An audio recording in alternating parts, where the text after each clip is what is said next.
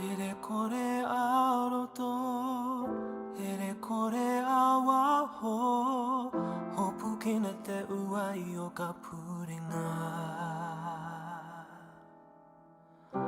Pakanga o mua, tukuna kangaro, puritia takuringa ngaro ana te araki paero. Moe, moe, moe a kōrero e riro, maru a po, he aerai e te ao umai no mai.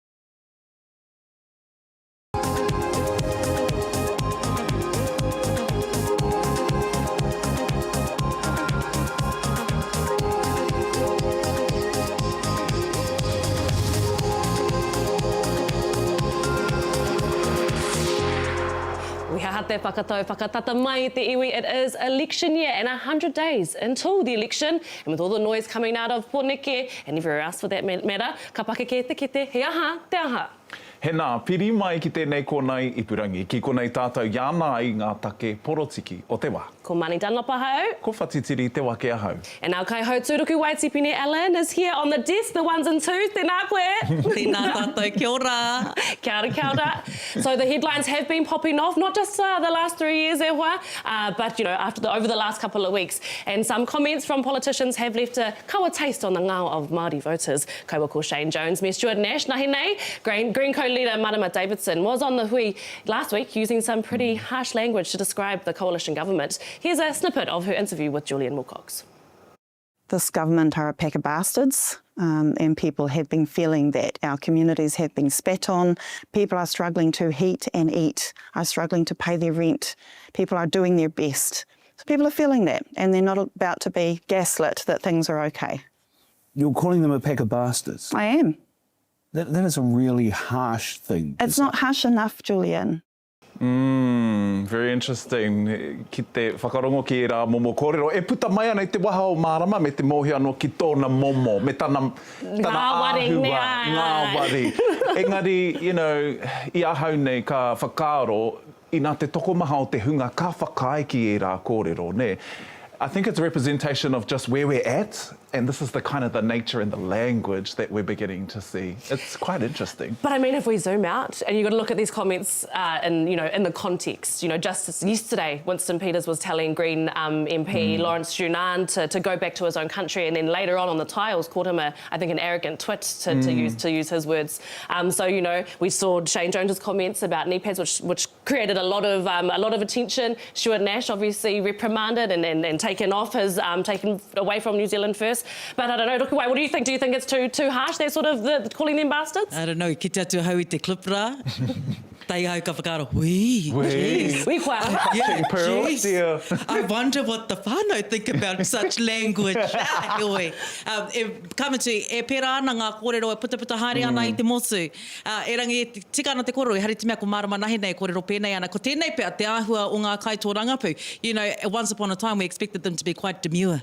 I aia nei e waha noiho ana I o rātou whakaaro. What else was in the headlines this week, whānau? Oh, yes, iwi chairs. Those iwi chairs. I mean, you can't get any more, politically charged than a room full of iwi leaders who have a lot on their plate, and then getting that first, sitting at the round table with the kāwanatanga. So, kei tāhuna rātou I tēnei wā e ata wānanga ana. Kamutu, the election will no doubt be the top of the mind of iwi leaders. Nō reira, kia titiro ake tātou ki wetahi o ngā kōrero e puta mai ana I tāhuna I tēnei wā. This is a tough time for all of us, especially as we approach the next election. So I think that the message that people like me would want to take is we have to get rid of this government. We have to vote. Our people have got to get out there in numbers, and we've got to vote them out. And that clip from Arataua Media who are down there, who are the few media that were allowed inside. But I mean, we know, Tuku Morgan is always vocal. He's always got something to say. But even in the tribunal earlier, and the many tribunal hearings that we've had already in this government term, he called this government the most racist government he's ever known. And so we saw iwi leaders have a meeting with the Prime Minister. I saw them coming out of the beehive, just managed to go, hey, what are you doing here? They'd had their meetings with the PM and the ministers, so they have their ear. But this is a chance for iwi chairs to come together and sort out the plan, especially going into the election with only 100 days to go. And so going to, I guess, what will be definitely on the lips of iwi chairs, but looking at RMA changes and the mana whakahonua arohi agreements are getting the cuts and the new changes to the RMA. And I know whānau, RMA can be a little bit snore. What the hell is that? Resource Management Act. But those are the decisions that are made under RMA that affect all of our whenua, all of our water, all of our taonga, so it's very relevant and topical for Māori to understand that. And just last week, Chris Bishop, the Minister in charge, has said it'll help to speed up the process by removing those agreements, those mana whakahono. And Ngāti Hine has this week lodged a claim to the Waitangi Tribunal to hear it. But I mean, again, context looking back at what those agreements are, it provided that security blanket for iwi to have a say at the decision-making table around those RMA changes. They were going to be taken over, so all these iwi were rushing to get their agreements done. And then they were like, oh no, they're not going to be taken over. And Cabinet, they were like, oh no, we're getting rid of those and we're going to do iwi participation agreement. That's right. Yes. And to that point, it's kind of like most of the things that are coming through, the policy changes with the kāwanatanga, we're going from partnership, from really robust mahitahi, we're going from participation now to aroha mai, we're going from partnership into participation, which is probably why so many iwi leaders are a little bit hoha. I think that's something that's really important to think about for ngā kaipōti Māori, ngā Māori e noho nei, is that this feels like just another thing. Another kaupapa that's popping off in Pōneke this week, in the last few weeks, is the clean slate legislation. Labour's criminal records or clean slate amendment bill passed its first reading unanimously because National didn't cast their party vote. Yes. You caught up with Tangi? Yes, I had a chat. So it's Tangi Utikire's members' bill, who he picked up from another Labour MP, Duncan Webb, who's leaving at this election. But it was taken out of the biscuit tin, which I'm sure we'll get into later, explaining what that biscuit tin is to our audience. But that's going to extend and expand the eligibility for having a clean slate. For those with Category 2 offences. But here's a small clip from Tangi when we spoke to him last week. So at the moment, clean slate applies to Category 1 offences that don't have any consideration of custodial sentence. What this bill does is it extends that to cover Category 2 offences for someone who serves a custodial sentence of less than 12 months.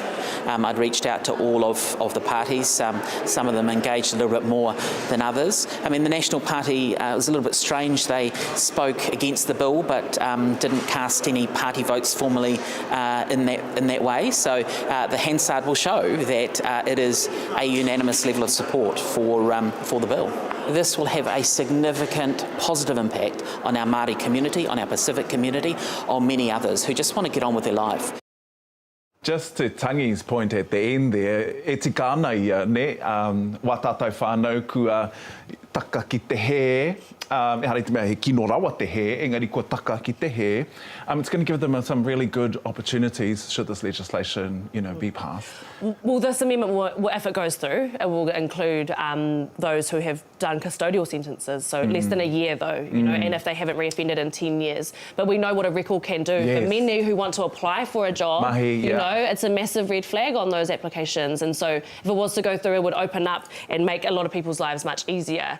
However, I guess the technicality, coming back to the political nerdtanga, is that what he was talking about in that clip around the vote, because in the House, when it came through for that first reading, do the ayes, when they have to vote, and they said the ayes and then there were no noes, and so the Speaker was like, do you want to go to a party vote so that there's a recorded vote?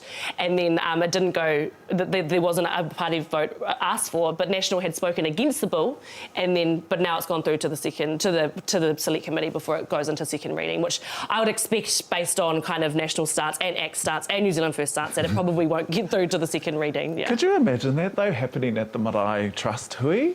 When you're calling for votes, it's quite interesting. It's quite odd. Yeah, anō nei ko ngā mea e ke ana kaore au I te tautoko I tēnā, e rangi tai ki te wā kia puta he whakatau. Ai, ka raini e te whānau, ku. Ai, no one would do that. Tau koe te wā o te voluntold, ne? You're not there.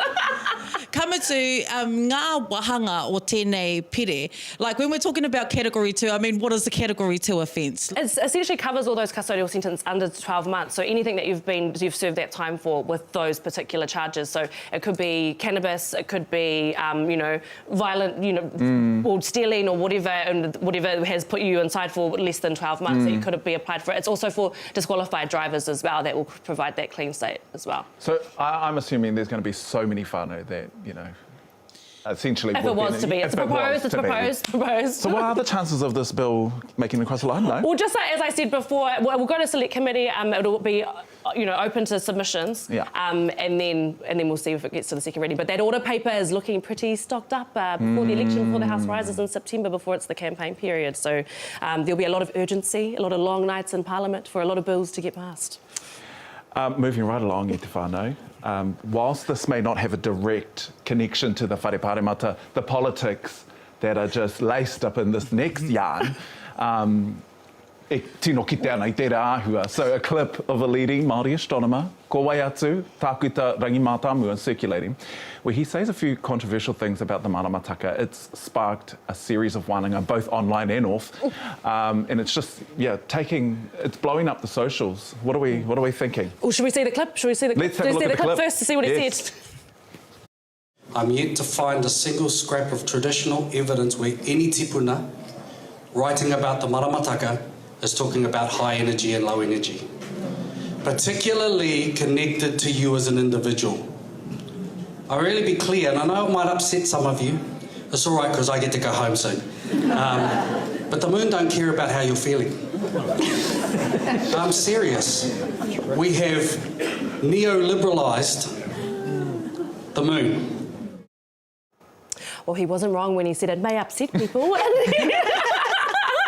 Thank you, Hotutu creators, for that clip. And that's another thing when we see for social media, especially in an election year, just to bring it back to politics, is that little clips, can spark that debate, both online on those stories and also those group chats. Nera, Mr. Blame It on the Maramataka. Kia ora. And it goes to that question about, the portion of the entire coho, that there might lie a bit of an issue, is what we've seen. Maybe his kōrero was taken out of context, maybe not. Heoi, it's upset quite a few people. It's got people thinking. I know, but I love that. The wānanga's good. Wānanga though, and I think this is also telling of the times of why the definition of wānanga, like being had online and the to and fro's. But I think in most part, even though people have come for wharangi a little bit harsher than others, it's created that especially through a ira wahine and a ira tāne lens, because I think a lot of wahine may have thought that was quite a male gaze of looking at the low energy, because with those cycles, whānau, it's the best tracker, right? That's right. For my endo girlies out there, there's kind of no tracker quite like the maramataka. Kia kite e aha ana te tinana. But you know what? I've quite enjoyed seeing people talk about this, and talk about this from all their different lenses. Tētahi āhuaranga e whakaro nei au, though, is are we at a place where we really struggle to disagree with each other? Because disagreement is okay too. To not have the same perspective is okay. And kei reira tētahi tukitanga ki tēnei au i ngā pai pāpori, e pēnei ki ana te titiro, e pēnā ki ana te titiro, engari anō ki au, well, it is what it is. Kei a koe tau, kei au taku. Hey, almost like your vote. And that's where the politics is. We knew we could relate it. Te whakatau o te maramataka. Tērā whakatau. And I'm sure Rona has a few things to say about the whole thing. Oh, Rona will be looking down in that moonlight. No, but I know around the disagreement, because as we know, and we'll get into this later, around Māori representation, around the different views, and they are quite contrasting. There's the rage bait, and whether or not Māori leaders represent Māori voters, or New Zealand First, who have 2 Māori leaders as well. Do they represent Māori? And how do we disagree, and how do we have those robust kōrero without, I guess, eclipsing each other and each other's views, to be able to have those good taupatu-patu? Where are we off to now, Whānau? Which part of the country? Tēnei wiki whitura e toi ana, kia whakatau te tangata ki te hea rārangi i a ka noho, I roto I tēnei ko whiringa pōti. Yeah, let's talk about it. 7 days to go. Yeah, as of today, Māori voters have only 7 days to switch to the Māori roll or to the general roll. And because of that urgency, I feel like there's been a lot of noise about it. I think the Electoral Commission gave a little bit of a soft growling yesterday. They sent out a press release saying, hey, whānau, just make sure your information is correct when you're sharing your information about that switch, right? And we've seen, a campaign that's been in the headlines around our bikini whānau, that body baddies. bikini baddies. How kaurua whakaro munga bikinis? I wish I had one. What, a bikini or a whakaro? Both, no. No, a bikini. No, but I think it's created a lot of kōrero, but I mean, if anything's going to get people engaged, and from what, we've seen of Tanya Waikato's campaign around, getting those bikini shots and getting people engaged on whether they should switch, because again, remember, whānau, if you go to switch onto the general or to the Māori role, you have to be enrolled, so it's kind of two birds with one stone. And so, I mean, her numbers of people clicking through are extremely high, so I mean, it's doing the job of getting people interested and engaged. The opinion you might have. And just to that point, she's killing two birds with one stone, because if you haven't seen the campaign with the bikinis, you'll see that there are two numbers on how many days you've got left to switch to either role, and how many days until the election. So, some might disagree with, using the tinanain, the bikinis to promote the message, but it seems like it's gaining traction. If you got it, bro, if you got it, I mean, I'd be... No, but coming back though to to being enrolled, this is the Electoral Amendment Act, which was passed by this government, has meant that you're unable to go in and cast your special vote because, I mean, a lot of our whānau, and we saw in terms of the regulatory impact statement, to get nerdy on it again, whānau, around when you go in when they were going to put this bill through, that it was going to impact Māori, it was going to impact young people, that because of the votes that we make in terms of special voting. And so it's so important that people go out and do get enrolled, and so that's why it's time locked, before the election, because by the time it's going to be talked about more so in that campaign, people may not be enrolled. So I think that's why that noise and that push is happening more so than we've seen in past times. And what about strategic voting? I think that's something that's being floated a lot at the moment. 2 for 1, 3 for 1. Sounds like a Big Mac upsize and with a large fries. Well, I think, strategic voting, Māori voters we've always been strategic voters in past elections, we've seen that, mai rāno. But I think this time round, though, in terms of that strategic voting, what I'd assume the Māori Party approach would be was because if a lot of the electorates, let's look at Te Taitokito, for example, you've got Maria Mino Kapakingi and Te Taitokito Party, you've got Huhana Linda Green Party, you've got Willow Jean Prime Labour, and you've got Apirahama Edwards for the Māori Party. And so the argument is that because Huhana and Willow Jean are high on the list, that if they vote in Apirahama that means you get 3 MPs who are Te Taitokito based into Parliament, and so that applies to some of the other electorates as well. But I guess the question is, though, if you are an electorate MP, do you have a different budget? You have different access to different kind of, to be able to reach out to your constituents. So, I don't know. Even the mandate, though, because if your people put you in that seat, you go there with that mana behind you. So, it all depends on which candidate wants that more than the others. They probably all want it. I suppose I'm going to play, just he kore te whakaro, but, i roto I te taitokero, we already have a 3 for 1. We have Huhana, we have Willow, we have Maria Mino. So I imagine that taitokero voters would be sitting there thinking to themselves, is that the makeup? Is a 3 for 1 actually the strategic makeup that's effective for the rohe? And is it? Oh. I think that we'll go to the next part.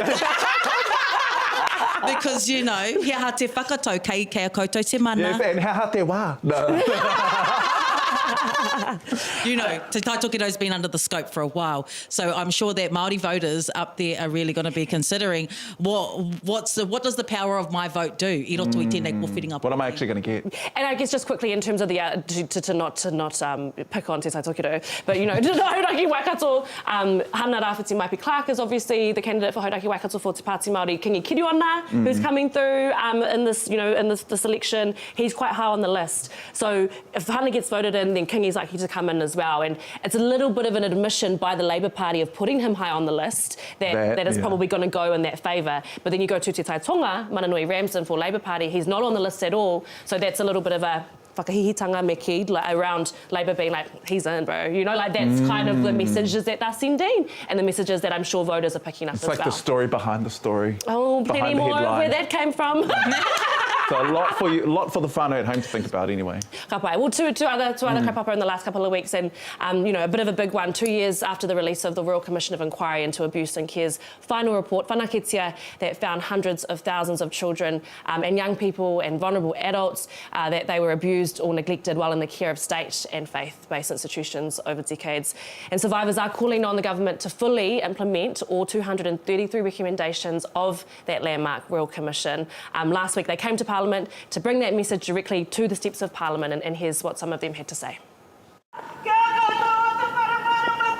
Tā mātou nei hiahia, ngā hiahia ngā morehu puta noi te motu, kia kite katoa I ngā tautohinga a tēnei komihana. So we've developed some kind of resilience against listening to politicians who quite possibly be gaslighting us in some way and just repeating the same narratives that they told us 2, 5, 10, 15, 50 years ago. Something I'm aware of is that not everyone survived the abuse, and to this day we have survivors that are passing away without getting redress, and so something has to be done. E mihi ana ki e rā kai kōrero, Eugene Ryder rāua ko tū Chapman kamutu ngā morehu katoa I tai atu ki ngā tepe o te wharepāre mata I tēnei wiki tonu. A really big kaupapa, and it's quite interesting in a sense, and this is what came out that day with some of the speeches from the survivors, is that this take is long-standing and it touches successive governments. And so I think, me mihi ka tika ki a rātou, one of the beautiful things, if we think about imagery, is they were all wearing the puti puti, which was a tohu. They were I he mea I katohia mai ngā whare manaki, tamariki, or Aotearoa and... Or Horeko Manaki. Oh, Hore, yeah, so that's up for, discussion, obviously. Right. And bouquets of flowers that were actually presented to members of Parliament, members of Parliament, including ministers from across the House, but there were notably some missing, which was quite sad. Yeah, so New Zealand First weren't there, Te Pāti Māori weren't there, which was noted by some of the survivors who said, where were they? And I guess to give them a right of reply, they did really want to be there, but they weren't able to make it for a myriad of reasons. But yeah, still noticeable on the day, but I think it was really, moving to see what, what the survivors had to say, and just kind of, I feel like a lot of the time people can become a bit disengaged from these really, huge stories from ngā morehu, and just having that reminder of 2 years to like you say, successive governments to be reminded of what these survivors want, and making sure that their voices lead that kōrero. And I think just to circle back to Eugene's point around, haere noa, ngā marama, ngā tau, mate atu, wetahi o ngā morehu, kaore no rātou kia kite I tētahi hua. But that also reminds me, back to the headlines, you spoke to one of the nannies. That was a beautiful story. Yes, Frances Rufu, who she's 73 years old, and or next week she's 73. Kia ora, harihuri tau.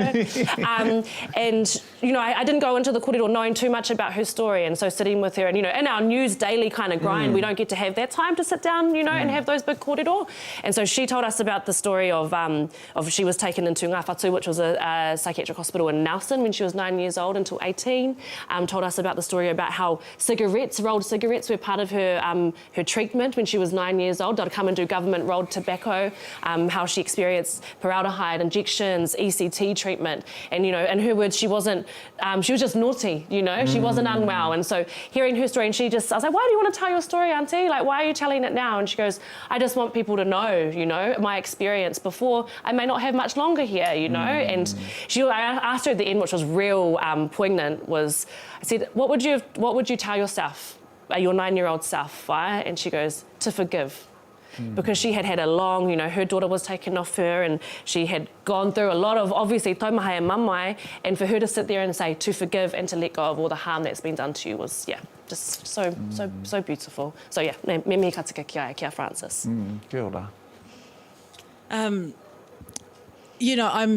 sitting here and we've had this great conversation about the Māori vote, and we've also mentioned the people, the MPs that turned up to be kanohi kitea, kia tai atu rātou, kia tūtaki, kanohi ki te kanohi mēnei morehu. And I think that that's a really important part of what we expect out of our representatives when we think about people that represent us in Parliament and in politics. E rangi anō kia kaurua, hiaha te momo o te kaitorangapu Māori. E hihia nei te Māori. What does Māori representation look like? What are voters looking for in Māori representation? It depends who you ask, really, eh? Because, you know, the Kazis, you know, the contractors up north or down the line on the east coast, you know, having those roads fixed and, you know, making sure that the infrastructure around roading, just to allow them to get to work safely, which is, you know, Te Ao obviously been given by under the PGF, Provincial Growth Fund, which has a different name now. They might say that, you know, that's what representation looks for them. They've found an issue that impacts them. It's been kind of addressed. But then is it someone who's, you know, fighting for te tiriti? And you know, we're not homogenous. I hate that word, but you know, like we're not all. And I think, especially for our rangatahi, I think there's been, you know, obviously unprecedented amount of submissions that have been made in the past term. You know, people being part of the process that they would have never known about, right? And whether or not that translates into votes or people kind of being engaged, because there is a bit of fatigue out there. And I think some of the rage bait of, you know, some of Winston's comments, some of David Seymour's comments, because, you know, whakapapa Māori te katoa, of all of those leaders within those minority parties, except for the Greens have got one Pākehā and one Māori. All the rest, both Māori representatives, except for those major parties. I mean, it's, and e hari te mea hi anō te whakakori all the time. But,